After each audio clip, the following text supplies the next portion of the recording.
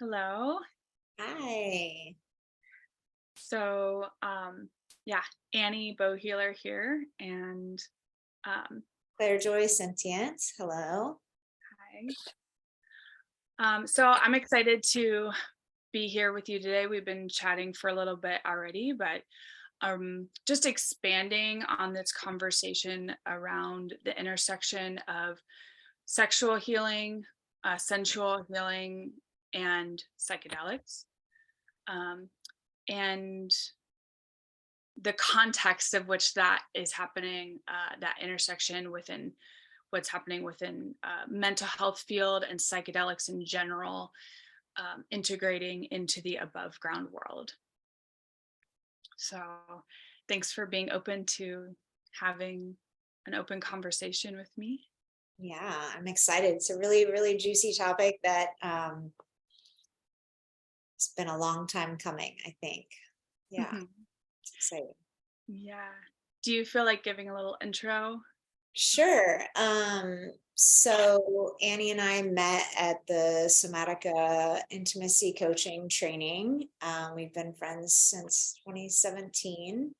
I have been a healer since, I don't really even call myself that, but I've been doing social work and energetic work from a very young age. And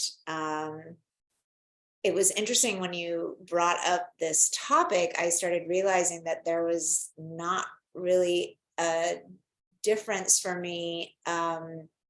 My social and spiritual evolution has been impacted so much by relationship and also psychedelics that it was almost difficult for me to sort of differentiate the two, because yeah, for me, medicine, psychedelics assist me in connecting to source, connecting to my body. And that I feel like is also the vehicle that we use sexual energy and um, hopefully love and sexual practices.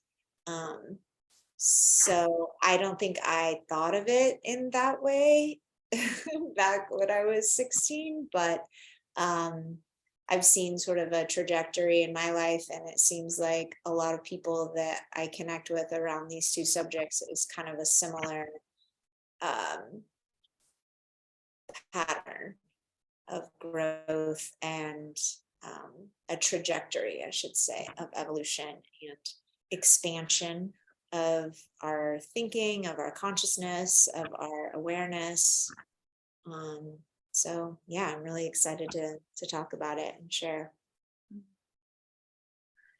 Yeah, and I really appreciate that perspective because it's like the more intention we bring to being introspective around these subjects in our lives or just using them more intentionally, whatever that means for us individually.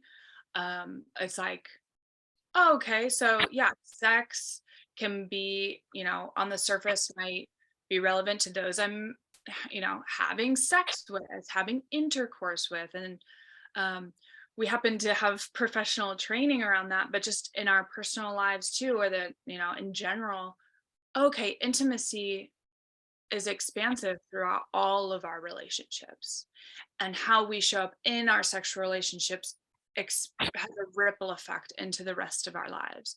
Yeah, So once we start bringing that level of awareness, or that those conversations and work around that, it's like, okay, yeah, there is no like end and beginning to any of this, and that's also kind of like the point, you know yeah, around this healing. You can't just compartmentalize in acute ways. You can, and we must, you're operating in the world, but um generally it's all self-integrating. exactly. Exactly. Yeah, I feel like um, there's a lot of people. I mean, I guess each person has an individual path of their evolution in both of those realms. I mean, obviously, some people never choose to try psychedelics. and there are asexual people, but for the most part, the people that we're connecting with are, yeah, wanting to evolve and expand. And I don't know, when I was sort of thinking about this talk, it I realized that it's just two different pathways to love, or to source, or to God, if you use that word. I don't have a problem with that word, but and that anything that helps us get into our bodies Mhm. and uh, helps us have real presence in the moment is going to assist us in every other way, like the ripple effect and the healing that happens, and the integration of both of those things Mhm. um, can have far-reaching effects on our lives in general. So yeah, it's beautiful and exciting to talk about and think about. Mhm. Um, yeah, I don't know if you feel like expanding on that at all. Like if you feel like sharing anything more personal and no pressure around that, around how that has shown up for you. Um, yeah. Um, I guess I haphazardly ended up experiencing source, or what I would call God, awareness. There's a lot of different words, energy, um, through through the use of psychedelics, and that experience led me on a path to understanding my body and pleasure and sexual energy in a different way, so that I was able to reach different states of consciousness, not just through meditation, although later in life that became more of a focus, because obviously the use of psychedelics is, at least for me, I saw it as a window, not a doorway, and that I needed to practice other things in my life that sort of like allowed me to reach those states. It's sort of like, yes, this is a view that you can reach on psychedelics, but it's not necessarily a way, it's something that you can use every day, or unless you're microdosing, I guess. But yeah, so that led me to, try meditation. That led me to different types of relating and physical somatic experiences, and different healing techniques and that sort of thing. Um, yeah, so to be more specific, I don't know, that's tricky, because I sort of see it again as just this path that I've been on, and it's hard to pinpoint exactly when those shifts or ideas happen. Sure. Yeah. Yeah.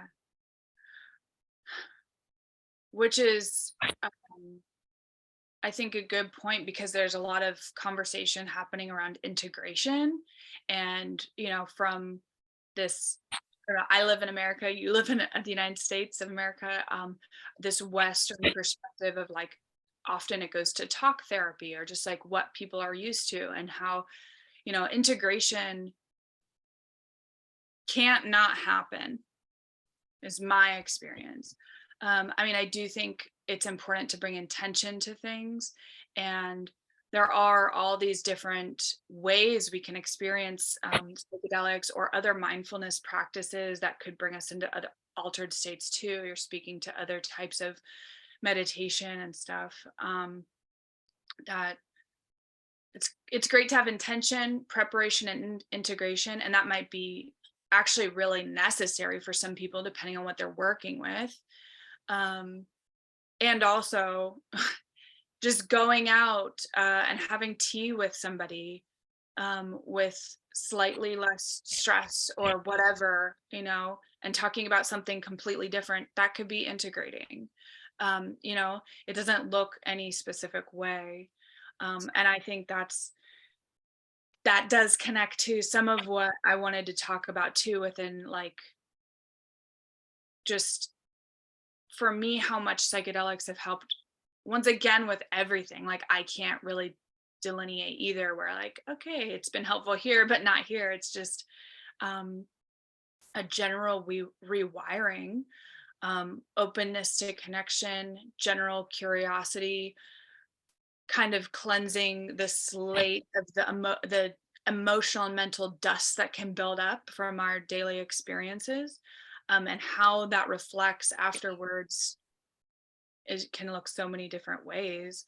Um, so it's just very interesting how the underground and the above ground world are meeting now with Yeah. psychedelics coming into the mainstream, which is um, I had an interesting conversation with someone about um, an indigenous led nonprofit in this area the other day, and around a lot of disjointedness and like how trauma comes up, and like a really difficult transitional time, but it's like that is the only way. Like we're going to fumble, so there is this fumbling and this awkwardness as these different parts of society are like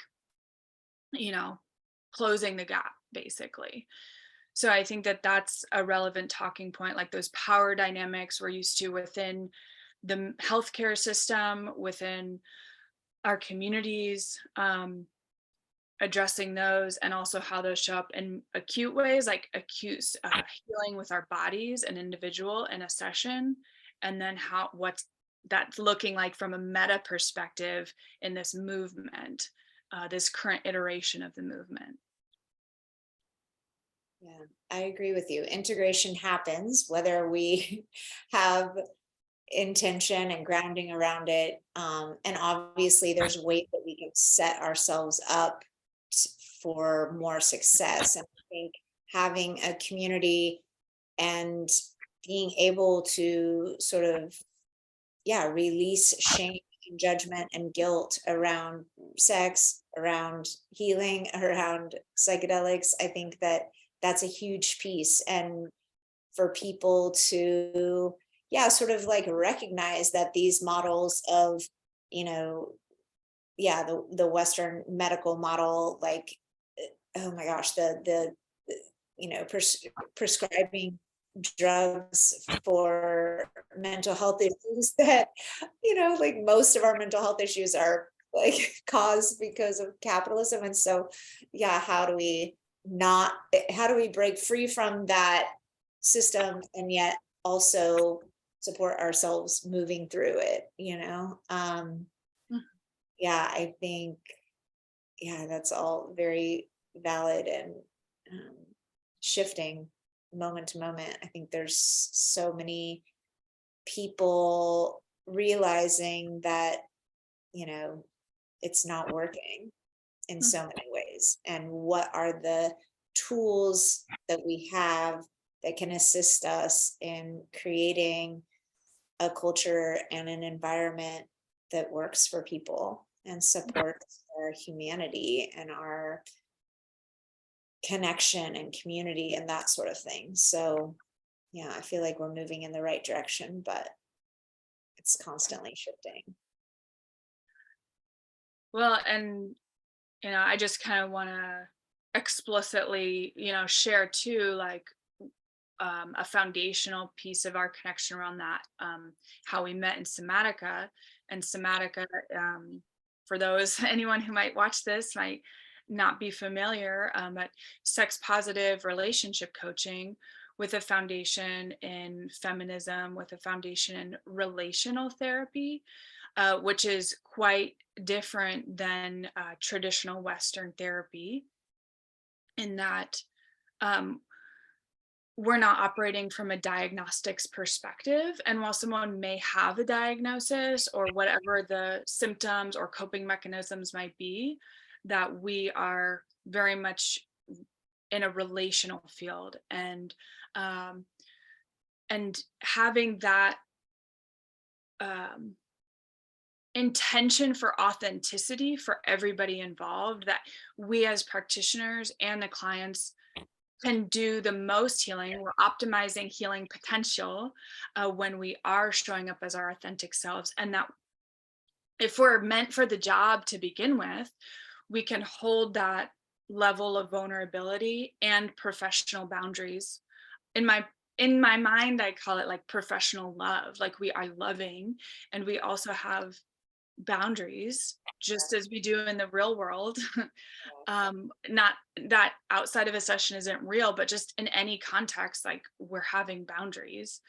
So being real with that in session um, is inherently healing in and of itself without having to do anything, but just being able to be on that human level. So I just wanted to name that explicitly because that's a part of like how we met in that training and a foundation for our work.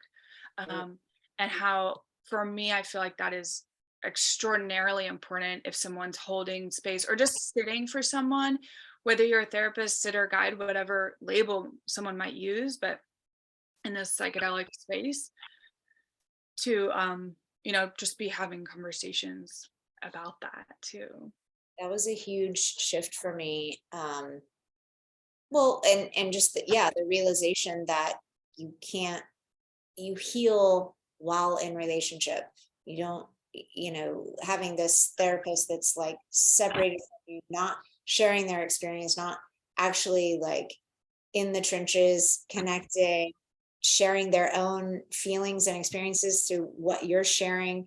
It's a completely different model, and it's so amazing. And the first time I experienced it, I just cried from relief because um it's more like a communal healing system rather than there's something wrong with you, I have the answers, and that's the beautiful thing about being a coach rather than being a therapist is we are allowed to share stuff about ourselves. We're allowed to, you know um yeah, use touch Mhm. and really come from our personal experience and our personal um all the different modalities that you and I have studied to bring people. So I think, it's completely helpful. Mm. Yeah. Yes. um yeah, and I feel like there's a reason we've like personally gravitated towards each other's friends after meeting in that training too, because there was that relief, and there wasn't necessarily an unlearning to do before that happened. It was more like, okay, I've found this space um that just works for us. So this community. Exactly. Releasing, just being able to be in acceptance and feel accepted wherever you were coming from. Like I remember coming to class on some days just completely unable to focus. I was so in my emotion and needed so much support, and I could literally be held all day if that's what I needed. And I think that people feel like they have to be in the world in a specific way, and the reality is like that's not being authentic to what's happening in the moment. And that ability to bring presence and connection, whatever the emotion, whatever you're going through, it's a gift, and it's such an honor to hold people in that way and to be held in that way. It's just there's nothing like it. Mhm. Yeah. Yeah. And it builds, I think, sharing and releasing that much shame and that much going through that much sort of like deprogramming, um just takes you to a different level. I mean, when I look at my friendships in my life now, like half of my very close friends were from that era, and the the other friends that I have, we've been able to go deeper because of what I learned there, and yeah, who I've become since that training and since, yeah, the development of those friendships. Mhm. Um, yeah, it's important. You're reminding me right now. I want to just share this because I'm like extremely inspired right now in general, sitting here with you, all these things we're up to. And like I happen to be listening to Adrienne Marie Brown's book Emergent Strategy right now. Um, and she has a specific term she used that I can't remember right now, but she's basically talking about like, friends group, like platonic friends, and bringing intimacy into that. And, you know, where are there relationships in our lives, or we might say, hey, I want to have a more authentic relationship, or I want to be able to be more authentic. It's not that I can't be authentic, I already am. I just want to go even deeper, or I want to expand off of this goodness. And to be having those types of conversation, um, holding each other accountable for like our personal growth, and to be having perhaps a level of commitment, um, and almost like for me that bridges this gap between like monogamous and not or open relating, exclusivity and open relating, and where often once again because how we're socialized to be competitive and divisive and fear based, there's this divide, and it's like, okay, everybody should just have choice, and we come from an monogamous culture. That's the reality. People deserve to have choice, and the atmosphere we live in is generally monogamous. So there's no one way that's better. It's just we all deserve to be authentic in our intimate relationships. And so, yeah, I just like how she speaks to this, being very intentional, around intimacy with like friends who might not be sexual, just our communities, to really uplift each other. Um, so, anyways, I just wanted to plug that book in because I'm just really enjoying it right now. Check that one out. I almost always like I have a list of books that you recommended to me that I'm Endless. not caught up on yet, but She yeah, wrote Pleasure Activism too. cool. So that's how I was. Yeah, Nice. but I'm Yeah. curious. So we've kind of already talked about this a little bit off the record around, yeah, the intersection of sexual healing potential and psychedelics. And one of my catalysts for bringing this up is this formal 12-month training I'm in, and also looking at the protocol and structure of many other trainings popping up for psychedelics, which is the Wild West. It's like licensed people are just making up these programs and throwing them out there. So, in many ways, they're reflective of the current standards of therapy, which generally leaves out sex positivity. Right. And so, because of the increased, you know, just sensitivity, and potential influence where people are really, you know, sensitive to whoever's sitting for them or a therapist in a psychedelic space, for me, like the need for these conversations around consent and ethics and sex positivity are that much more important.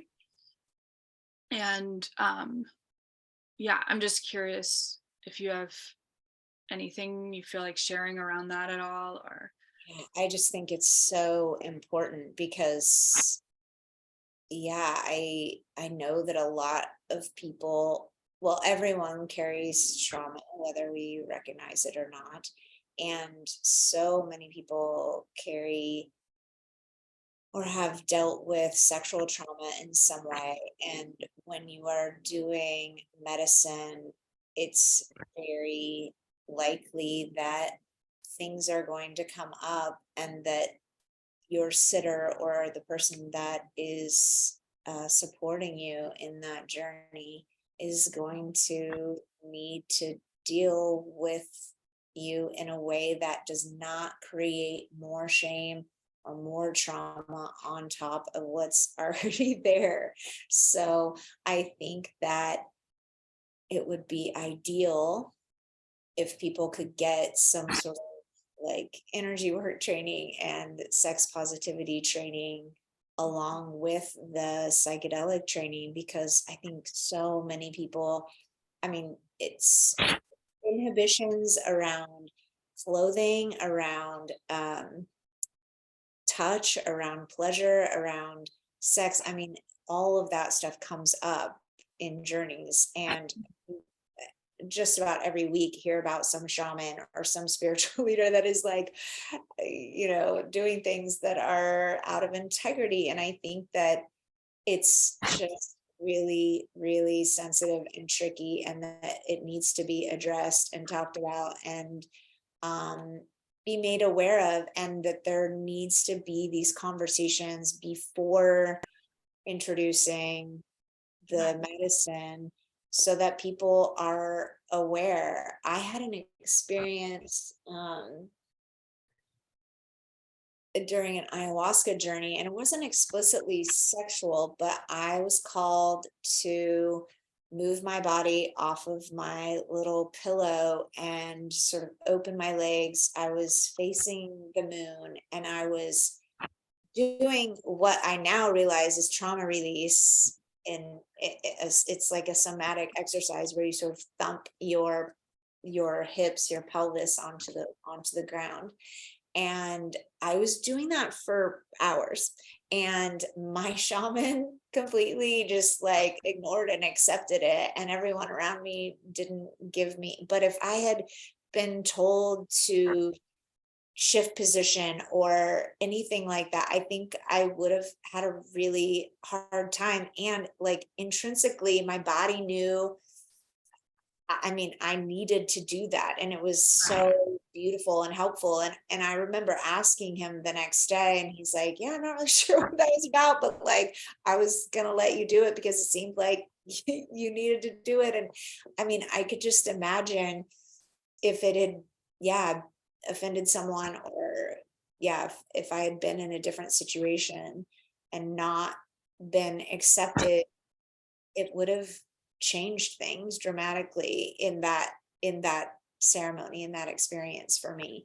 And yeah, I just think it's so important to be sensitive to people's needs, to people's desires, and yeah, to just be able to trust that you can do what's right for yourself and your body in those moments, and be accepted and not pushed in any one direction, either put your pants back on or like, oh, you want me to do this to you or something like that.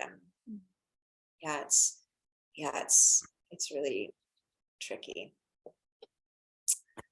Yeah. Yeah. Well, thanks for sharing that story. And yeah, I think you're right on of just having these explicit conversations, especially if somebody is new to psychedelics in general, or that space where it's like this stuff might come up and it's normal.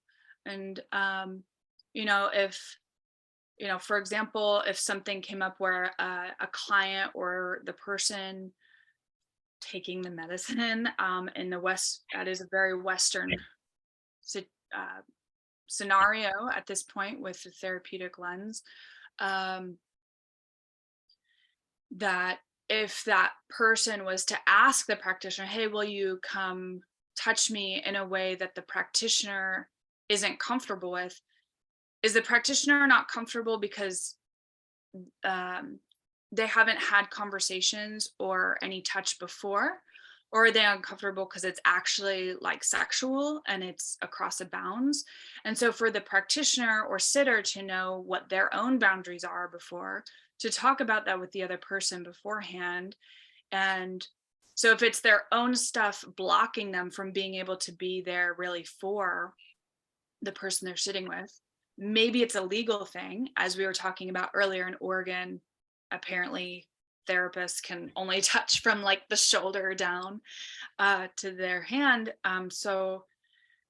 And if it is explicitly sexual and that's not appropriate, and can a practitioner with a lot of gentleness and staying in connection say, hey, thank you for asking for what you want.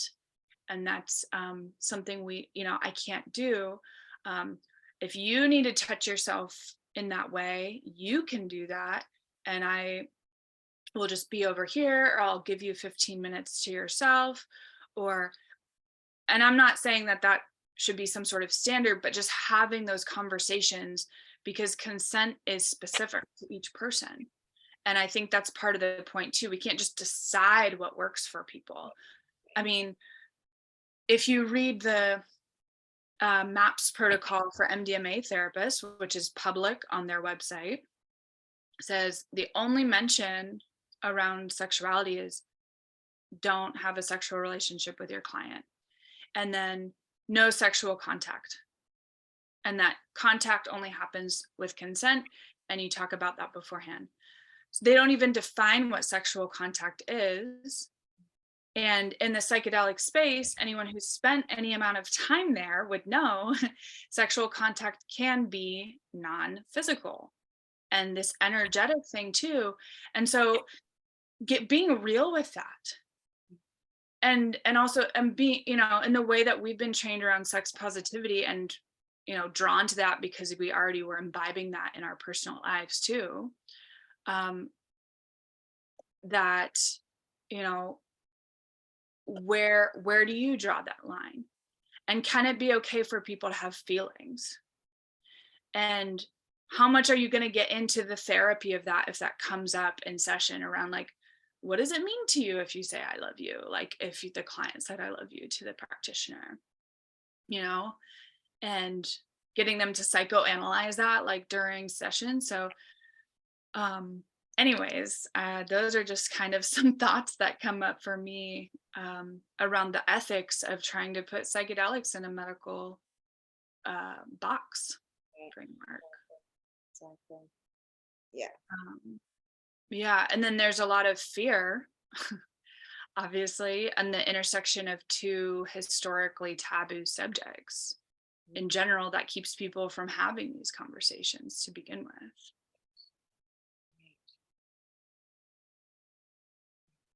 And I think anytime there's a taboo for a reason. There's obviously like a lot of energy tied up there and a lot of opportunity for healing.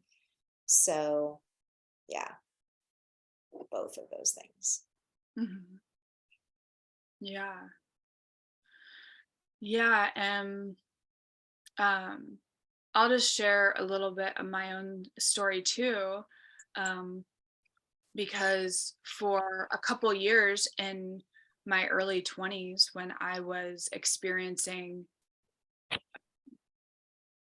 kind of random acts of violence and emotional violence to physical violence within an interpersonal dynamic that I was with, I was very aware it was not an okay situation, and I immediately started using psychedelics in my personal therapy in private.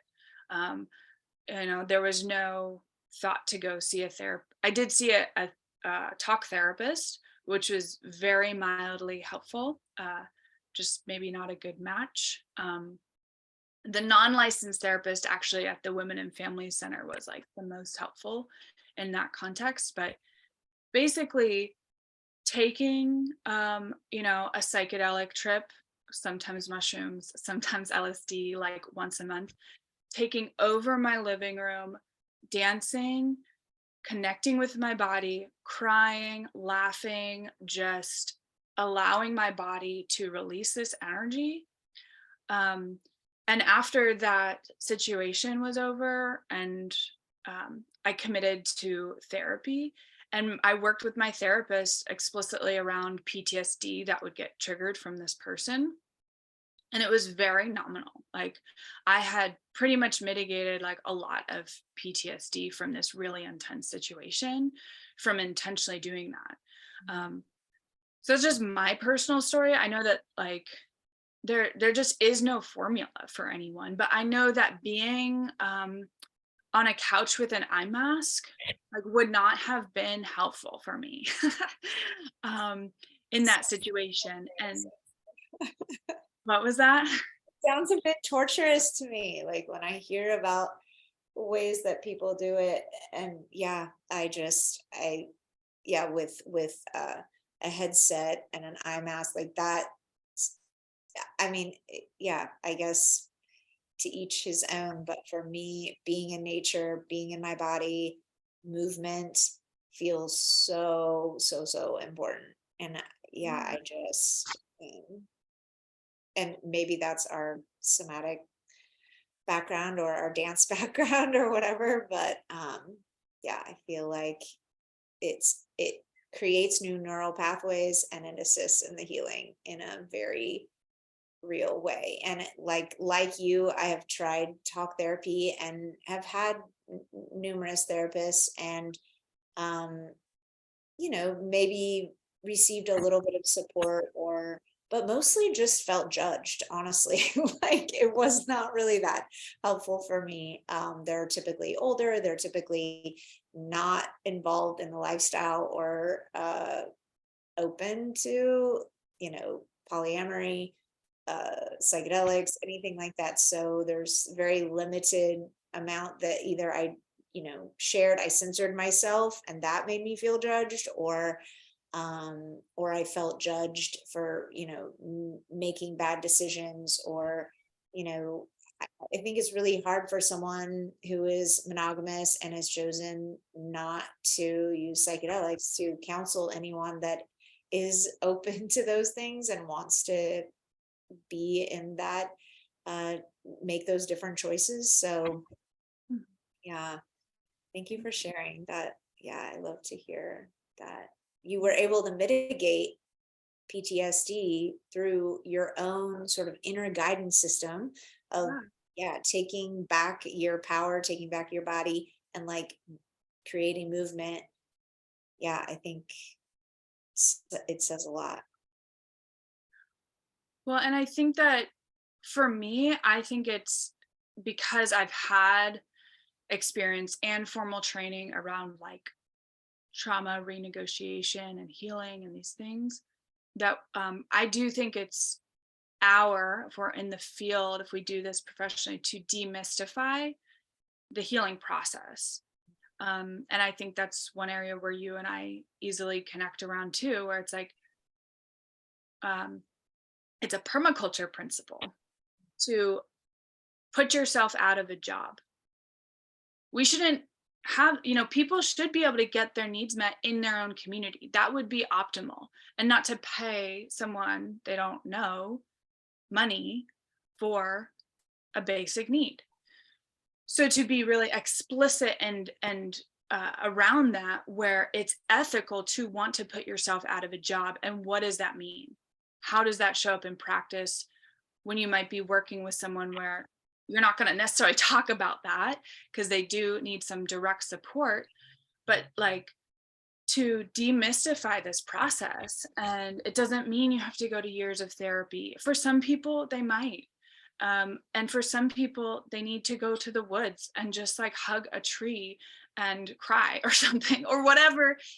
There's no formula at all.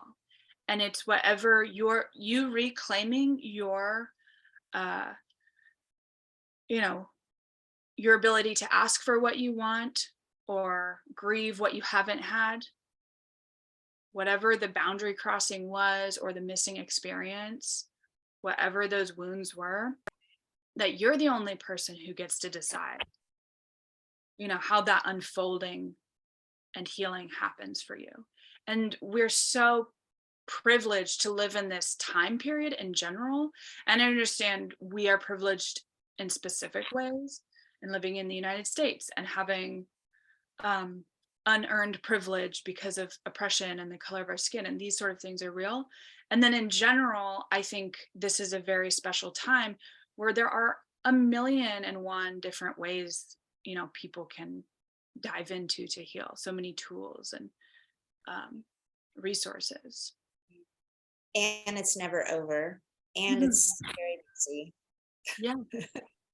I was talking to a friend of mine yesterday about um, open relationships and how he sort of like uh, guides clients into into openness. And, I asked a pretty vague question, and he said something like, I've never seen it not be messy. Like, it's just messy. Like, the feelings are messy, the experience is messy. Like, you can have as much intentionality as possible. And I think that that's true of healing in general. Like, we think of it as this sort of like ascension process of like getting closer and closer to, being capable and loved and whole human beings. And it's an incredibly messy process that's also incredibly beautiful and exciting. And to me, there's nothing, more interesting than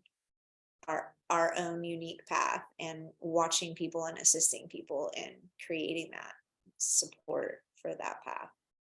Yeah. Absolutely. Okay, I have a question for you that I'm also just open to discuss. Because you do have experience in therapeutics and social work and in different realms around that. So the meeting of the underground with the above ground and what's happening now with psychedelics coming into therapy. And for me, the bridge from that kind of meta movement that's happening to the acute, like personal healing that happens in a session for someone. Is the power dynamics, like addressing the power dynamics of in the acute situation, as we've been talking about, like a practitioner or sitter just being aware of their own abilities, their own triggers, and just being able to have a lot of awareness around that. And then in this larger movement in our society where anyone in a, maybe a licensed field, like whether you're a therapist or a licensed social worker, or a lawyer, there's people working in all areas of this, where the authority, the sanctioned authority of, oh, you're the authority on health because you have this license or degree.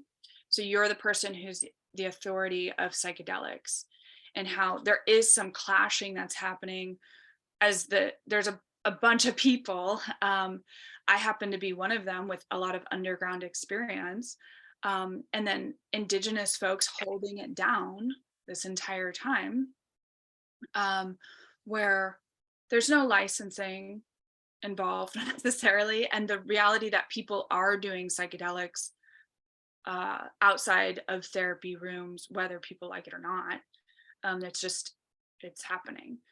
So I'm interested in that power dynamic that's happening and how we can help not create more divisiveness, but just to be real with that inherent that messiness you're speaking of that's happening right now in this movement.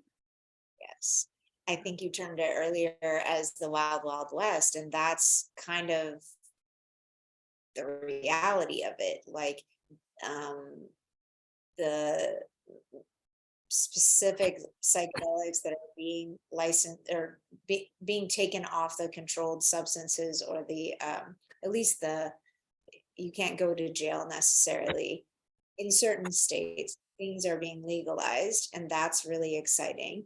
And then there's sort of a run on, sort of, I think you can be a psychiatrist, any kind of doctor, giving like opening a ketamine therapy, office, and administering this medicine, whether or not they have taken this medicine or had specific training around what goes through a client's, like situationally, like what happens.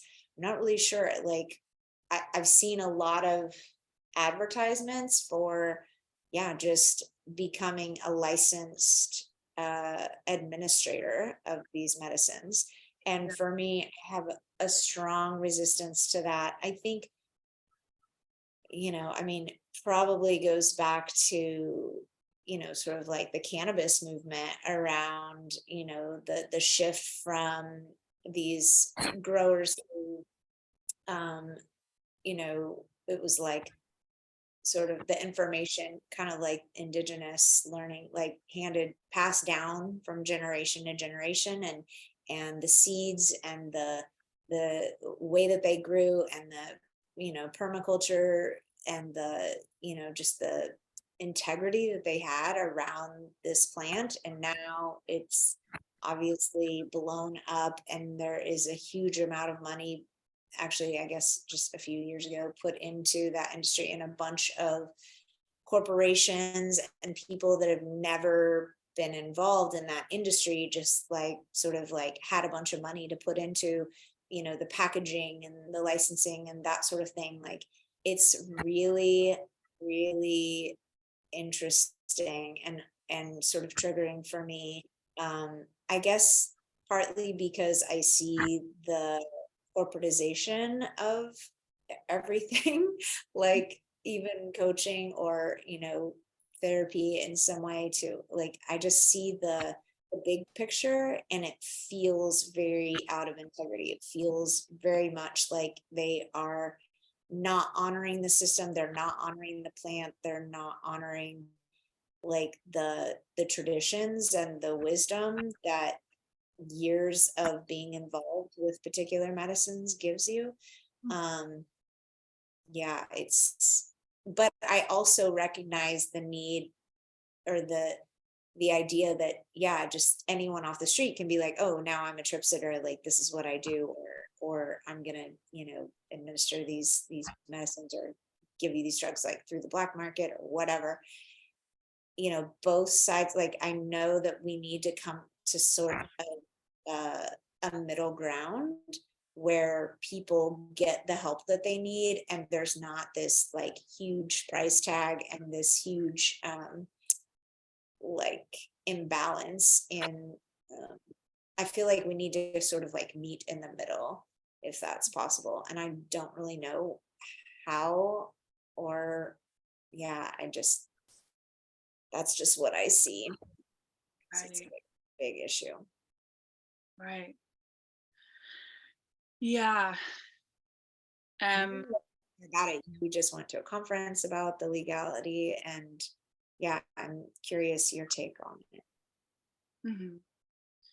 Well, I think referencing like what happened in California with cannabis is vital, because that was pretty messed up, to put it in PG language. And um, I know so many people who have been growers for like decades, and who didn't happen to have 30 grand in their pocket for a permit. Um, and so, yeah, I think just as it's like we've been taught and we practice in our coaching work, where how can the repair process, that's just an opportunity for deepening like integrity and intimacy. And so that, whatever meta intimacy on our in our social ecology of what's happening, where um being real with the flaws of our medical system, and also that it's not that good at preventative. It's really great to help people in acute situations, in specific acute situations. I am so grateful I live during this age where I don't have to worry about dying from a urinary tract infection, you know, which I've gotten a number of times. So, and I do see it that licensed therapists, like there are, it's not, um, a binary here, where this is an opportunity for us to really learn from each other, these different communities, and acknowledge the reality that people are going to be taking things outside of the therapy context. And the future of um, the DSM-5, the use of it, and therapy as we know it today, it probably will change. I'm yeah, the legality is a thing. I mean, I think that a lot of those conversations are geared towards people who are operating under licenses, and there's a lot of concern and fear around what they can do or not do. And so, I know for me, I'm like, I'm not personally selling things, I'm not administering things, and I know what I advertise to people. And I know what I'm having a lot of these conversations about, like, you know just to talk about our personal experiences is a lot, and also honoring that I'm not trying to dilute my personal experiences, like they are mine and I don't need to share them, but just to normalize this. And yeah, it's just very interesting around the legality of it, because the DEA is just so slow. And like, for me, one thing that's, and I know we're going to close out the conversation soon, so we don't need to get into it, but one of the reasons I felt compelled to like start volunteering last year in the prisons is because there's so much money being poured into research for veterans, end of life folks, and the people whose communities have been messed up for generations because of the war on drugs, because of racism and white supremacy and many other things. Like, that's just one big part of it. Those impacts are huge, and in my personal opinion, that needs to be just as much of a focus if we're talking about healing trauma, helping the people who have been used, those communities used for this fake war on drugs that was made up to break apart activists in the 60s and 70s.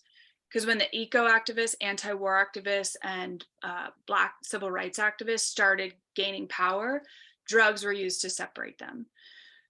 So even though you can tell people that and they can be like, oh, okay, that makes sense, and it's actually been outed by the CIA that was like on purpose, the trauma like in people's families and communities, it doesn't just heal just because we learn that information, and there's still 244,000 people being put in prison every year. So yeah, I just always appreciate your openness to just to be real with that, and like accessibility, and like people who have been marginalized, and what the power dynamics that still show up within the context of a healing modality, of which it's the whole, the part of the point, or my education from these medicines, has been to be able to see those and heal from those. So It's huge. It's huge. And yeah, now what? You know what I mean? Like, where do we go from here? Like that, yeah, shipping at the prison industrial complex, or the medical, model, or, and sort of like, how do we sort of in an underground way, in a community building way, assist those sort of broken systems? It's a lot. And there's things that we can do personally and as a whole. So yeah, just working towards that. You're such an inspiration for me. And it's really good to think about those things and be working towards those things. And if we are, stressed about, we just have less energy to put towards our healing and towards our community if we are being forced to pay for things and do things that aren't necessary for living. It's a wild time for sure. yeah. Well, and I think we're practicing the antidote just here, sharing, and moving from this individualistic model of like, and how we've been talking about therapy and healing too, to like, how can we heal together? and in gatherings in community, and whatever that looks like for each of us individually. So yeah, we're doing it. Yeah. Well, is there anything else you feel like sharing about? I know we talked about a lot of different things. Um, and yeah, anything else you want to say? And then you're also welcome to share anything you want anyone to know about what you've got going on, contact information.